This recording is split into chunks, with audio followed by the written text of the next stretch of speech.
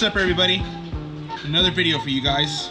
Today we're going to be going over our 4-post internal slave cylinder for the E36 M3. First I'm going to show you guys what's included in the kit, how to put it together, and how to install it. So in your kit, you're going to get your Clutchmaster slave cylinder, your Clutchmaster's mounting bracket, your mounting hardware, shims, and your clutch and bleeder line. First step, inside your transmission, over your input shaft, you got this retainer. Just remove the 4 bolts, take it out, put it to the side. So now I'm going to show you guys how to shim the bearing. Once you get your measurements and figure out exactly how many shims you need, get your slave cylinder, push from the back, and the piston will slide out.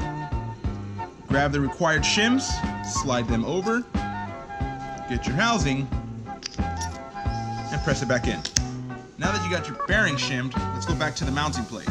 Slide it over the input shaft, line up the 4 holes,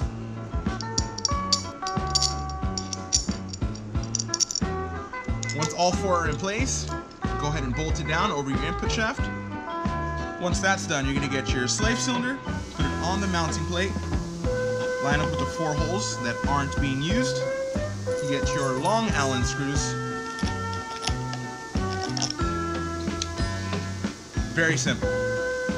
Once you have your slave cylinder in place, go ahead and grab your clutch and bleeder line, screw everything on, put your transmission back on, and go for a drive.